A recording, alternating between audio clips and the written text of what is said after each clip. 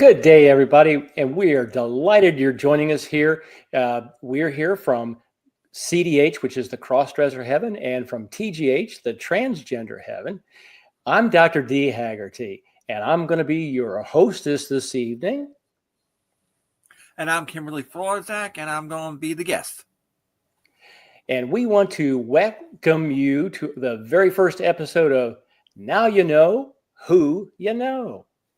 Well, we're here from both the CDH and TGH sites to bring product to you, our listeners and our members.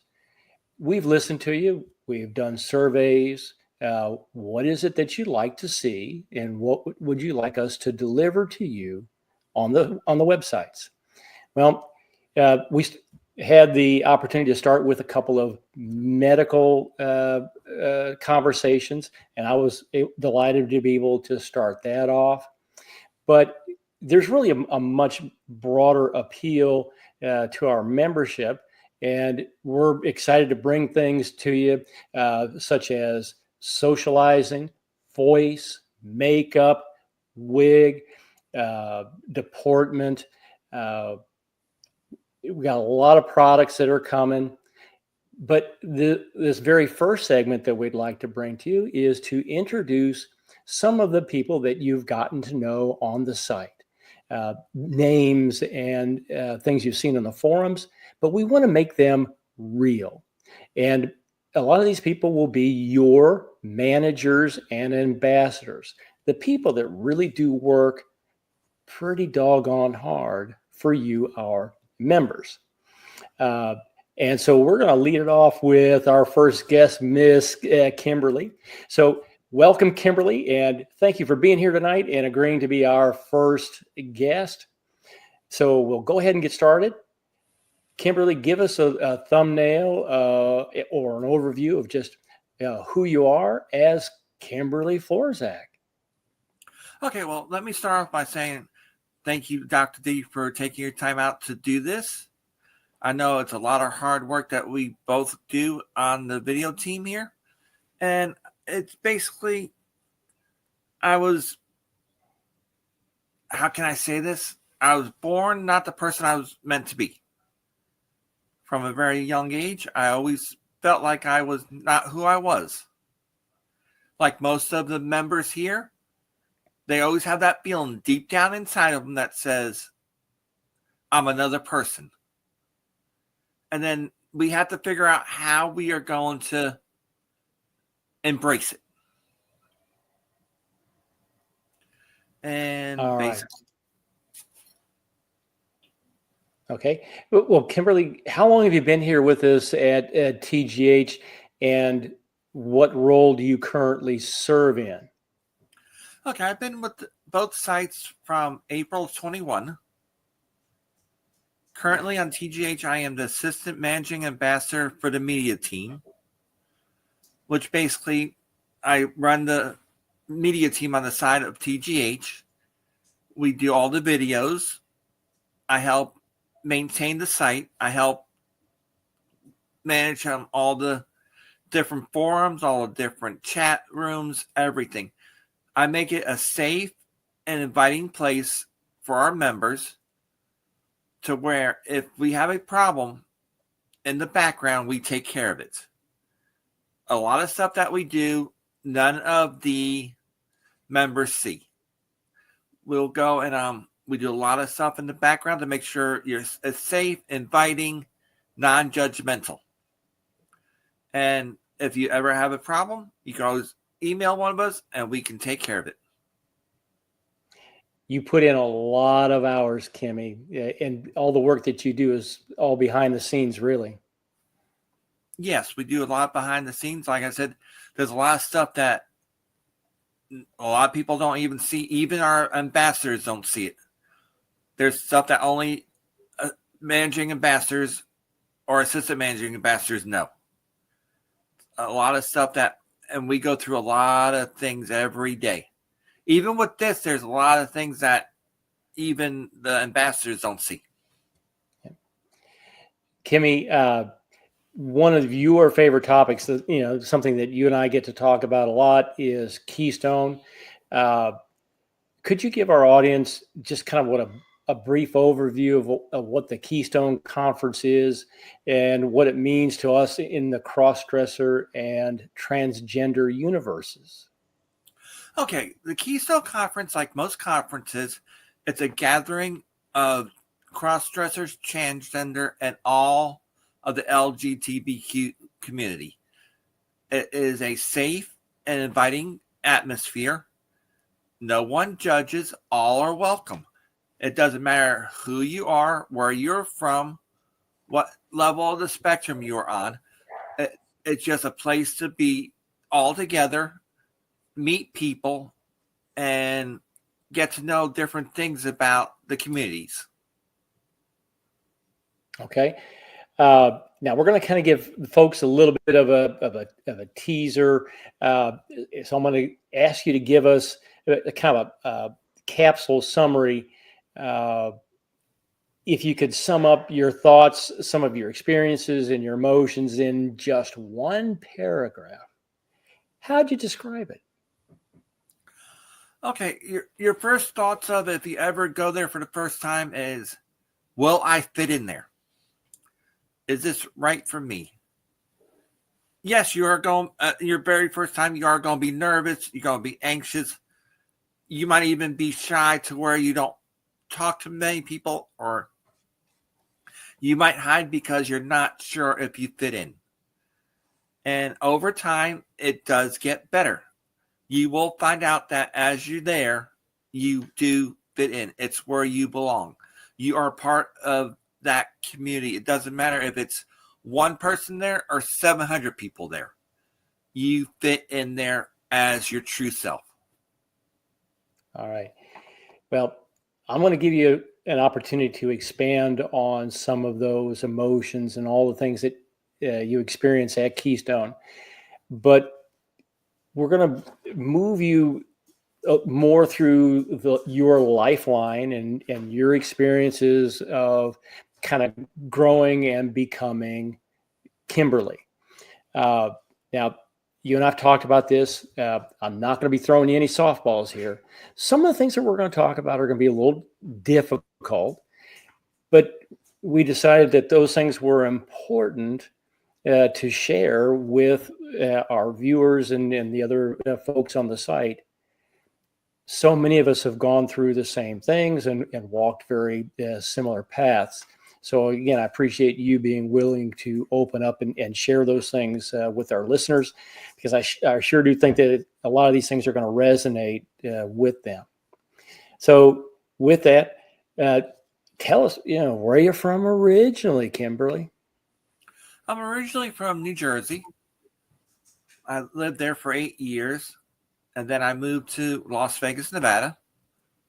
I was there for most of my schooling. In 1991, I moved to Northern Colorado.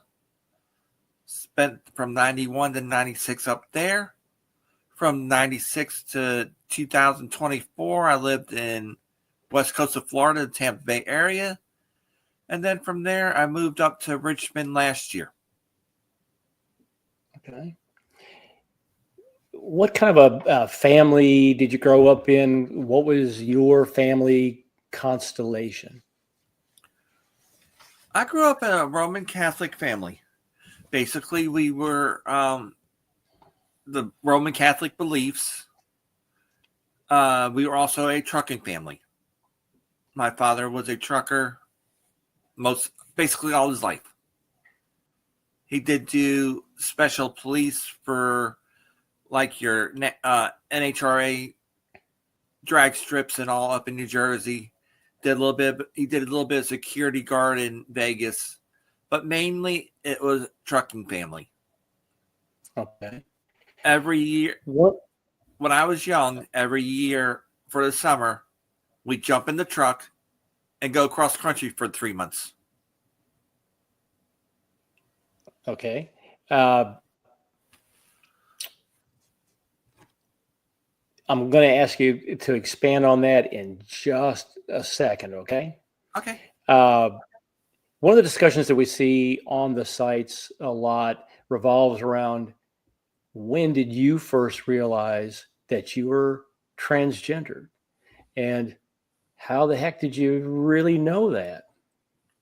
Okay, it had to be right around 5 or 6. I would be playing with my cousins.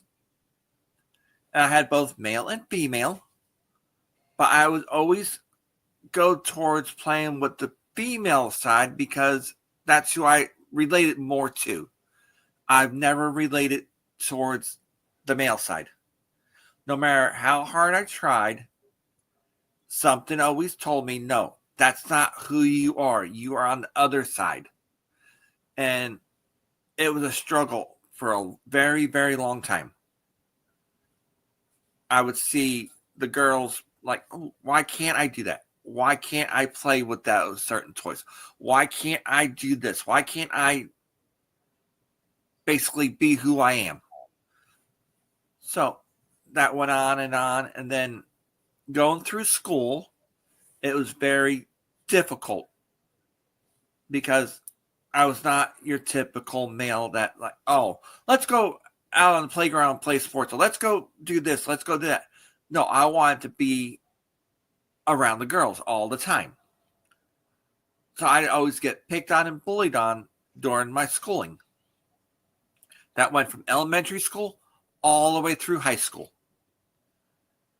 It was very rough and with that kind of experience, just how'd you deal with that on the inside? You had that conflict, but what'd you do to deal with it?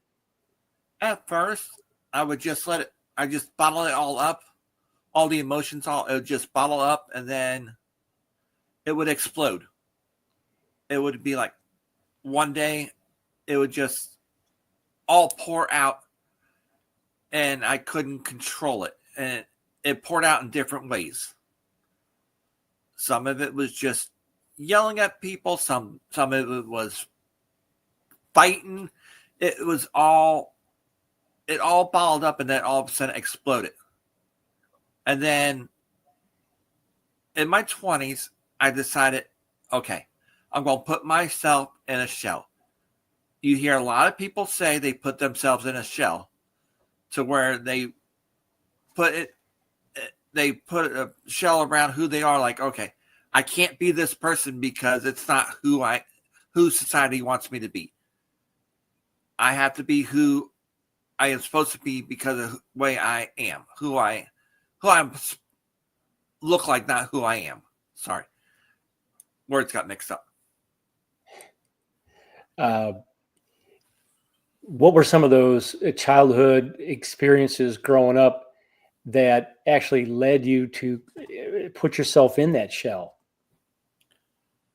The constant being called, oh, you're not a guy, you're a girl, a whole bunch of unnecessary words that I will not repeat here because I want to keep this family friendly for the sites.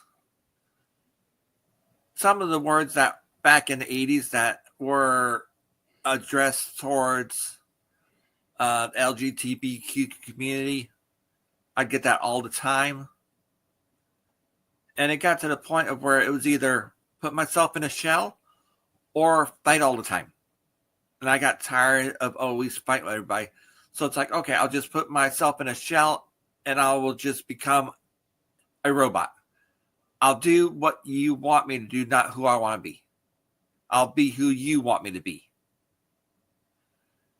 And that lasted for my 20s, my 30s, and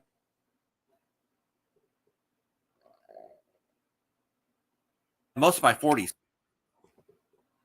When I went in, yes. If you could wrestle with, this particular difficult question, what would you say was the very most difficult experience that you had growing up as a transgender child? Okay, for that one, it would have to be almost like being an outcast. Like you didn't fit in with the girls, you didn't fit in with the guys. You're basically in the middle with no path to where you belonged. So you're always sitting by yourself, or you'd go and help the teachers do stuff so you didn't have to be around people because you couldn't handle all the ridicule you were getting. And it was like you weren't living your actual life. You were just living someone else's life. You were living the life that they wanted you to, not the life you were supposed to be. And yes, at the time it did, which I did not react on, but there was a lot of times during the childhood where it's like, why not just end it permanently? Because it is something that goes through 90% of cross-dresser and transgender people, that it gets too much to where it's just time to give up. But And you didn't. no, I came close a couple times later in life. With those kinds of difficulties in your school and growing up life, you said you grew up in a Roman Catholic family. So, how did you make that work in your family life? And how did they react to those things? I hid it. For most of my life I was in hiding. I wouldn't dare show any part of this because my mother and father were strictly against it. Back in the 80s, they'd say, oh, look at the freaks, look at the abominations. And yes, that played on my mind that, okay, I feel like that, and you're going to call them that, so are you actually calling me that? And they didn't realize that, yes, they were technically calling me that, but I couldn't show it. Because they'd be like, no, you're not, blah, blah, blah, all that stuff. So you really kept you out of view of your family. Yes. But that was then. This is now. So you've had some pathway to get to where you are now. You've shared with me a couple of your stories, kind of how some of the family found out about Kimberly. Yeah, that was an interesting one. That leads into my first Keystone. Okay. I had been being me in hiding for 2 years before I went to my first Keystone. 21, 22. Yeah, 2 years before I went to my first Keystone. I would go out with friends I made on the site. I would sneak out, say I was going to a friend's house, an old colleague at work. It was always an hour or more away from my house. I would always leave my house dressed in male mode, and I'd always go find the parking lot and change in the car. Do my makeup, put my hair on and everything in the car. I'd go up there, I'd do what I need to do, come back, change back into the other mode. I did that for at least 2 years. And then I'm like, okay, I'm going to go to Keystone. So I went and made up the story that, okay, I'm going to go visit an old high school friend up in Pennsylvania. So at first that had no problem with it. It went through no problem. Until I went and was getting my car ready. My mother took my car to the family shop to get tires put on it for the trip. I thought I had everything out of the car, everything that said who I was. What I forgot to take out of the car was my therapy papers. They're on the driver's side up in the visor. I felt like that was the safest place to keep them. They're up there for a while, and then I went and they were there. My mother brings the car home. She goes and says, let's go to the store. I'm like, okay, no problem. We usually did that anyway because she didn't want to drive by herself. This was at night. She really didn't like drive at night. So I'm like, okay, no problem.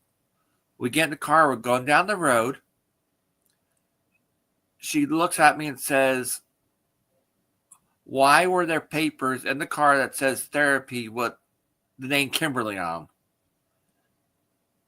Without even taking a breath, without even missing a step, I said, I might as well just tell you, it's because I'm transgender.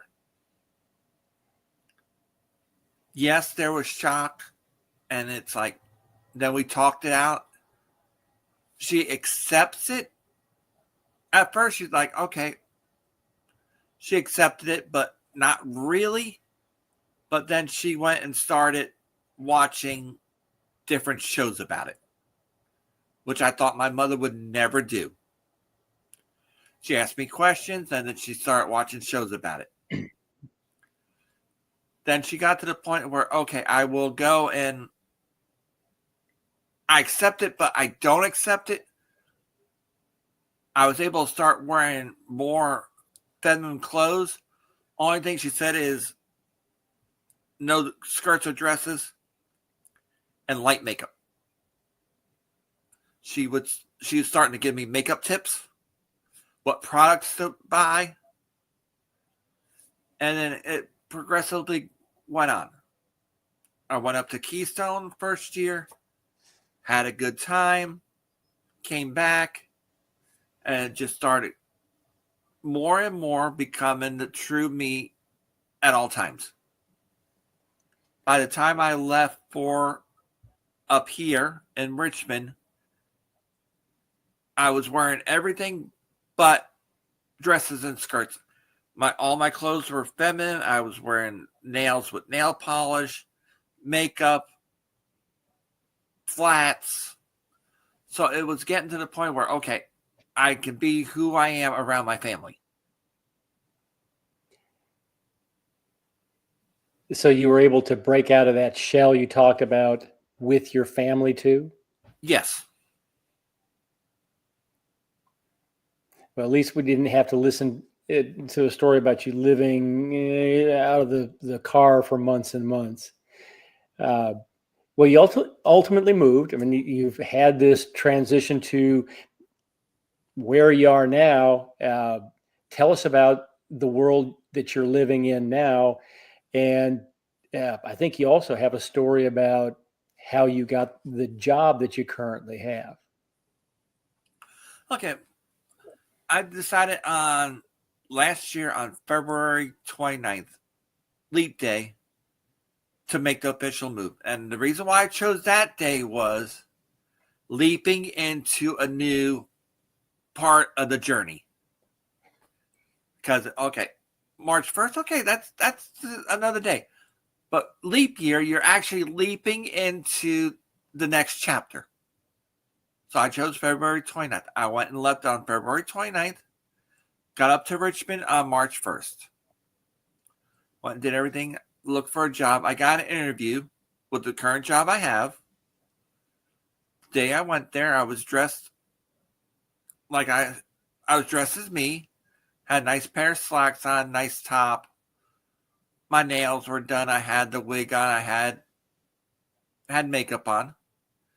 And I went up to the customer service desk. I said, I'm here for a 1 o'clock interview. I believe that was the time. They're like, okay, hold on. We'll get the manager.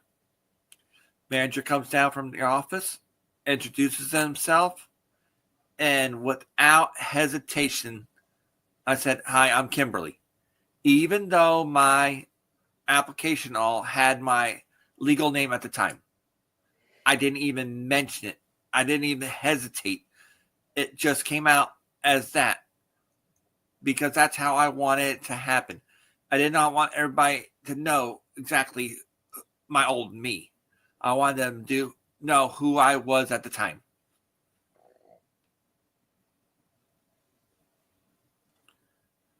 And from then on, the only thing that had my actual name on it was the official paperwork. The schedule, name tag, everybody knew me as Kimberly. And then on July 12th of last year, I actually changed my name to Kimberly. And then I went and handed them the paperwork. They changed all the paperwork. So as of July 12th, there is nothing at work that shows my old name. Well, speaking of changing your old name, you had a trip recently, I think, to have some other changes to your name. Yes, I went up to New Jersey where I was born to get the paperwork to change my birth certificate. Because it's like, okay, I've got the name change. I've got the legal papers. Let's get the birth certificate done so I can erase the old me. I went up there. I got the paperwork. I had to send it in because the office I went to is like, well, we're a walk-in office, but we don't do that. Like, okay, no problem. It was a nice 2-day trip. I drove up there, enjoyed myself. And I felt it was time to do that because I do that, then I know for a fact on my true self, my new birth certificate is going to have my name on it, my legal name now, and the gender will be changed to female. Because even on my license, I have female as my gender. So you're invested in Kimberly, and you've been pretty successful bringing all those things to closure. I'm gonna switch gears on you a little bit, Kimberly, and I'm gonna get to what you've told me plenty of times is your favorite topic. And so we're going to talk about Keystone a little bit. And folks, when we talk about it, she's being very reserved tonight. I got to give her credit for that. This girl bubbles over every time we get on to Keystone. All right, so Kimmie, here's the ground rules. How'd you make your first decision to attend? What went through your mind when you registered for the convention? How'd you prepare to go the first time? How did you get there? Because a lot of people have concerns about how they're going to travel to a convention like the Keystone. You get to the door. What kind of emotions did you have? What things enveloped you at that time? What'd you feel? What'd you experience? Tell us about it. So, all right, girlfriend, spill the beans and you get to run with it. Okay. I went and joined the site on April 21. Everyone was talking about how they just came back from Keystone that year. I'm like, okay, Keystone, what is this? So I started to get into what it is. And I'm like, okay, I've never been to something like that. I never even knew that it existed. Stuff like that existed. So I was a lot of asking people a lot of questions. I'm going through all this. Okay, is it right for me? A lot of times I'd say yes. A lot of times I'm like, would I fit in? Is it a place for me? So I kept going and going through my mind. The 22 Keystone comes around. I'm like, no, I'm not quite ready to go yet. I want to go, but there's too many variables that's stopping me. I'm still fairly closeted with who I am. No one in my family knows it all. So it's like, okay, 22, I did not go. And then the urge kept getting more and more and more to where you have to go. You can't miss 23. I'm sorry. No, okay, I might be getting my dates wrong. 24, 23, 22. No, I'm right. 20. I apologize. I lost my track of my days, years.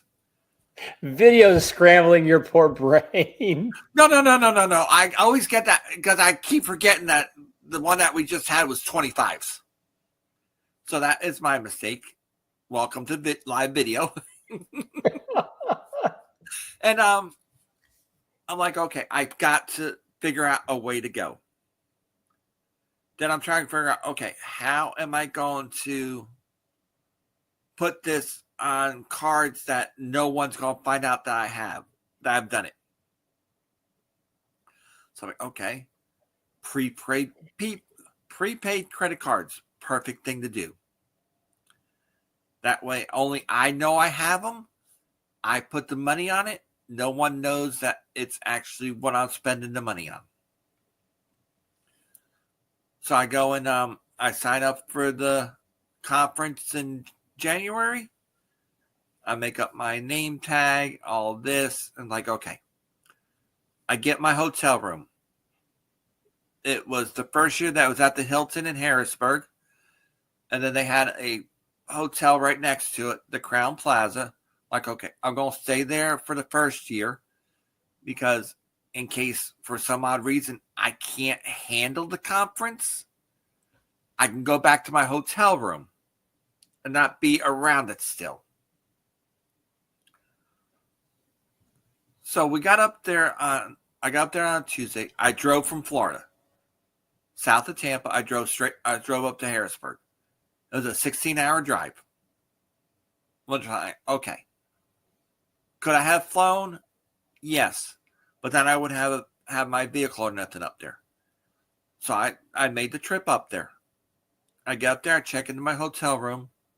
My friends I had from the website that were up there like, okay, we've got a room in the Hilton, come up to my room. So I leave my hotel, I walk across the street, and I go meet my friends.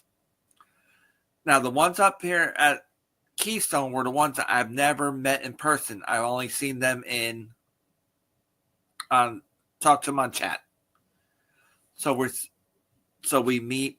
Everything is okay. Yes, I am nervous because I have met other people, but it's like I'm meeting people that I've chatted with but never seen in person. How they go and take me as I am in real life. So I get there. We do that. We go down to the bar that night. We have a few drinks. We're chatting. We go up to the room. We're chatting some more. It's all good. Then comes the first day, which is a Wednesday. I go into the hotel lobby. A lot of the attendees are there. A lot of them are already dressed in how they want to present themselves for the conference. I go and get my packet. Then I meet up with my friends. We're walking around. I'm looking at all the different exhibits, look at the book to see, do I want to do any of the seminars, this and that. Then about midday, I'm standing there and all of a sudden it hits me. I belong here. This is like home. This is who I am. Nothing else mattered. I was actually in a place that accepted me for who I was. So I went and continued it through the day. That night, we were in the bar. It was packed because it's a nice little place, but it's big, but not big. I'm sitting at the table with 7 people that I knew from chat. We're talking. My anxiety goes through the roof, so I excuse myself. I go find me a nice little corner to try to calm down. About an hour later, I go back to the table. When I go back to the table, I sit down. They ask me if I'm all right, and that's when it hit. That's when the emotional breakdown actually hit. I literally put my head in my hands, and I couldn't speak. All I could do was move my head. I couldn't say any words. I had 5 of my friends around me trying to ask me if I was okay. It took 10 minutes for one of my friends to get me to get up, leave the bar, and talk one-on-one. The emotions were so high that I couldn't control them. I'm like, do I belong here? Why am I here? Why am I accepted for who I am and not who I was? Why are these people that don't really know me accepting me for who I am? The emotions were very, very high. And it took about 25 minutes of talking. Then I finally calmed down enough to go back to the table. And then from then, it got easier. Friday night, they have a dance party. I don't dance very much, but I did a very little. Saturday night, they have a big gala where you get all dressed up in your favorite gown. All the attendees attend it. That's when you got all 600 to 700 people in one room. And they have a guest speaker. The guest speaker will go and tell their journey. How they became who they are, the struggles they've had. Then you have a band with a dance party after it. And then that Sunday, you leave. But you never leave the same as you get there. You get there as one person, you're leaving as a total other person because the experience that you just had, especially the first year, can never be taken away from you. And it's however you make the experience. If you let your fear control you, it's going to control you. If you let it go and you embrace exactly what the conference is about, then you'll get the full experience of the Keystone Conference. And I've gone for 3 years now. CDH and TGH has a Friday meetup. This year, because I went as an assistant managing ambassador, I went and promoted the video section. I stood up in front of 70 members of our community in person. That's one thing that I would never have done the first year or even way before that, of actually stepping up in front of 70 people and talking, and especially as who I am. So I did that, and that one, it just made me feel like, okay, yes, I belong. I am who I am. No one's going to take this away from me, and I just need to embrace exactly who I am. Well, with all the emotions and things that you experienced at Keystone, what would you say is the single most important thing that you carried away from Keystone, or that one thing that you want our listeners to know about Keystone?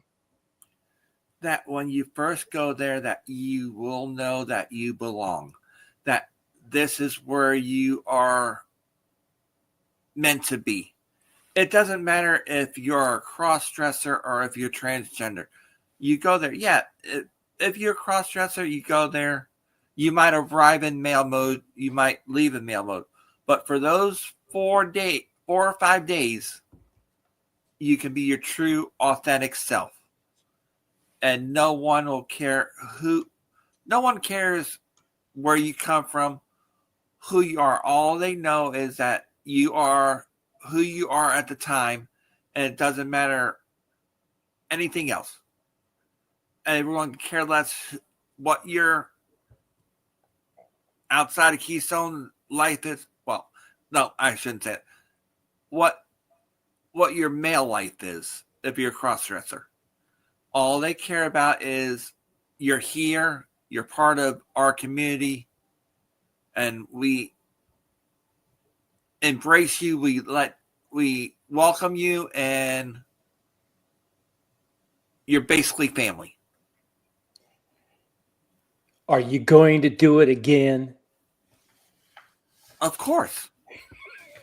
That was a silly question. Why wouldn't I? It's like, okay, we left this year. I'm like, okay, when is it next year? Once you go, you're always planning the following year. Well, I'm glad your Jack in the Box finally popped out with Keystone. But now that you've been to Keystone, are you going to do some other events? Has this influenced you to attend some others? We got a lot of really nice events across the country. Yes, it will. And actually, when you are registered at Keystone, they do have a list of other events around the country for the year. You can go on their website and you can find out, okay, you got your Erie Gala, you got your Atlanta Conference, you got your E-Spirit, which is actually coming up, which unfortunately I won't be able to make because it's out in Washington. But you have your different ones, and you can pick and choose on which ones you want. If you can only make one, make it Keystone. That is one of the great advertising. That's basically in my opinion, that is the main one. Is Keystone. All the other ones are a lot smaller. If you could leave our audience with one really important piece of advice about Keystone, what would it be? To go and to let yourself just be you. Don't worry about anything. It's like, okay, I'm here. This is who I am. Is it true that the last baby? I just need to go and be who I am, and nothing else matters. Okay. If you could leave our audience with an important piece of advice from your personal travails and your pathway, what would you say to our listeners in terms of how to best go forward, becoming and recognizing who they really are? That's actually a question that only that person can answer, because no one knows your true situation. Everyone's journey is different. Everyone's at a different stage in their journey. Yes, a lot of times Keystone is that stepping point into the next part of your journey. And it's like another mountain that you have overtaken. Because your journey is like mountains. You have your highs, you have your lows. You're always going to the top. You never really make it to the top, because there's always something else in your journey that you want to improve on or that you want to do. Yes, you're going to have pitfalls, but you're going to make it eventually. All right. Well, Kimmie, we've come to the close of our time. I'm going to thank you for being here with us.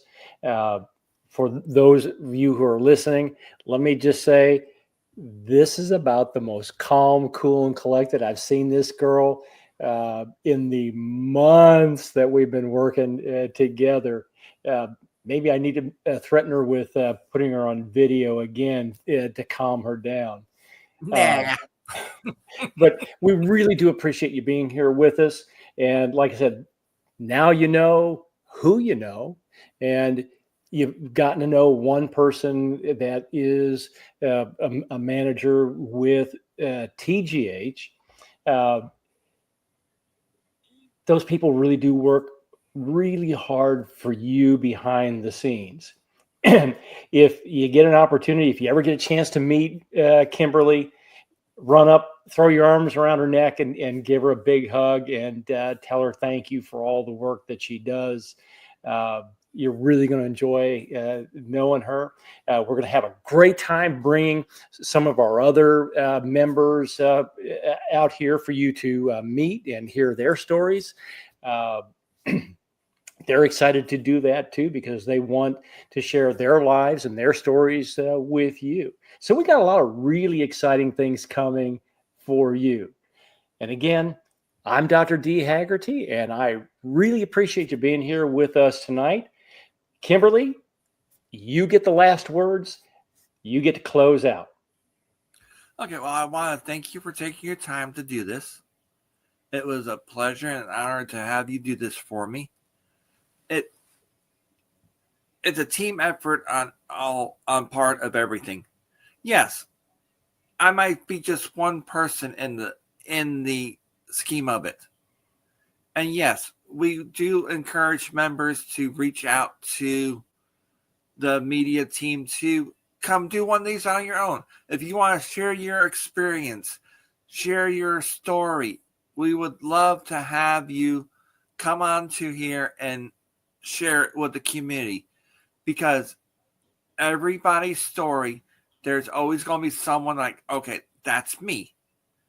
Plus, with these, if we even touch one person that says, okay, that's what I'm going through, and yes, I can go and I can change, I can take that next step, it's all worth it. It's not, I'm not doing this for me, I'm doing this for our community, to keep it striving, to keep it the knowledge of what's going on, and to keep it the safe and secured community that everyone has come to enjoy. And at that, with that note, I think it's a good way to end the video. All right, Kimberly, thank you again for being with us. All right, folks,